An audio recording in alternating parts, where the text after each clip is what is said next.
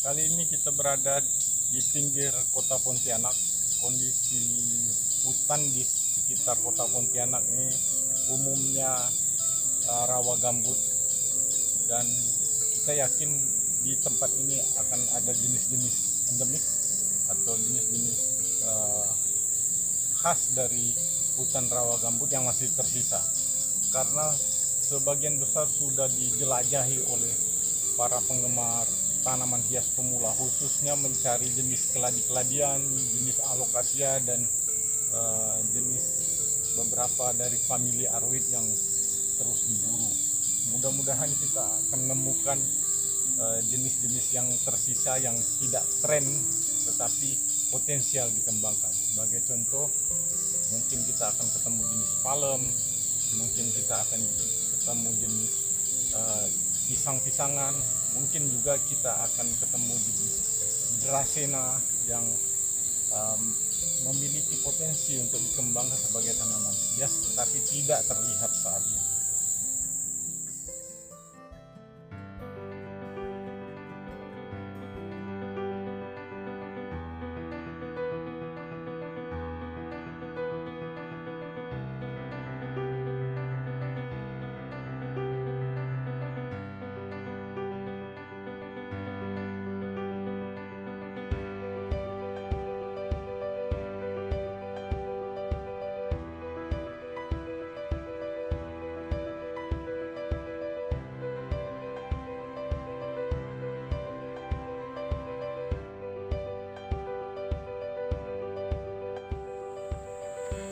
Di habitat hutan rawa gambut ini kita temukan satu jenis dracena yang cukup unik. Ini masih dalam keluarga bambu Jepang yang sangat populer, namun bentuknya berbeda, tentu spesiesnya berbeda. Kalau bambu Jepang itu daunnya lebih kecil-kecil, kemudian batangnya sangat mirip, walaupun ini berukuran besar.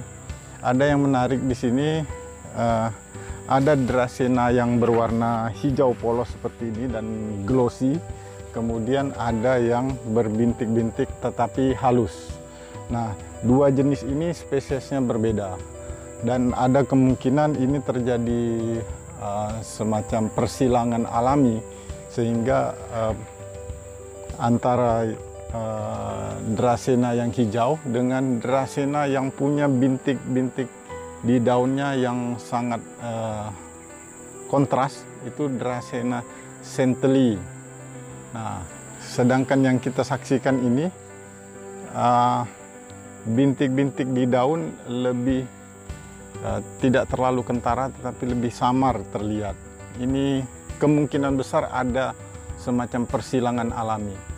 Saya yakin dracena centelii yang lebih kontras bercak-bercak kuningnya itu akan kita temukan di sekitar sini.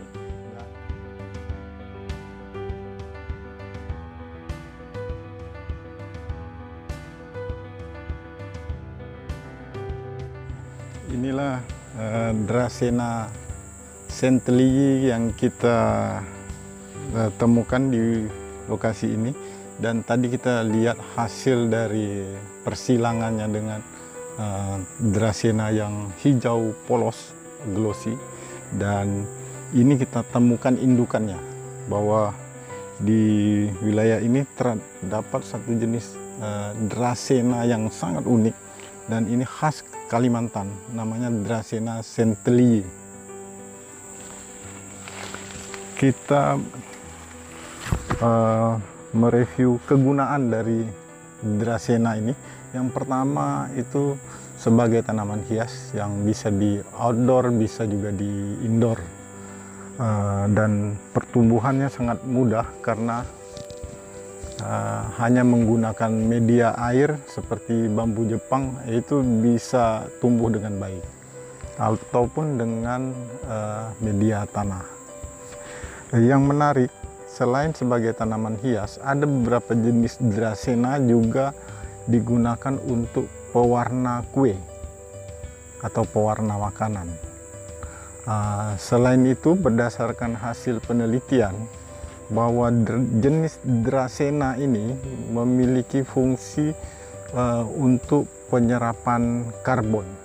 Jadi daerah-daerah atau areal perkotaan yang memiliki polusi sangat tinggi, nah jenis-jenis Dracena ini bisa difungsikan sebagai penghias taman-taman di kota untuk menyerap karbon. Karbon monoksida adalah hasil dari pembuangan proses mesin di pabrik-pabrik ataupun kendaraan bermotor yang pembakarannya tidak sempurna, kemudian dibuang ke udara menjadi zat yang sangat beracun. Karbon monoksida ini bisa menyebabkan berbagai penyakit pada manusia, tetapi pada saat di udara, dilepas di udara, jenis-jenis tumbuhan Dracena ini dan beberapa jenis seperti lidah mertua juga bisa mampu menyerap karbon. Jadi selain sebagai tanaman hias, bisa sebagai pewarna makanan, bisa juga sebagai penyerap karbon, serta dianggap sebagai tumbuhan pembawa hoki bagi penduduk di Jepang dan Cina. Fungsi lain di Kalimantan sering digunakan untuk obat-obatan. Beberapa suku di pedalaman Kalimantan menggunakannya sebagai batang dari Dracena ini bisa dihancurkan, digiling secara atau ditumbuk dengan halus, kemudian dioleskan atau diobati pada otot-otot yang mengalami cedera.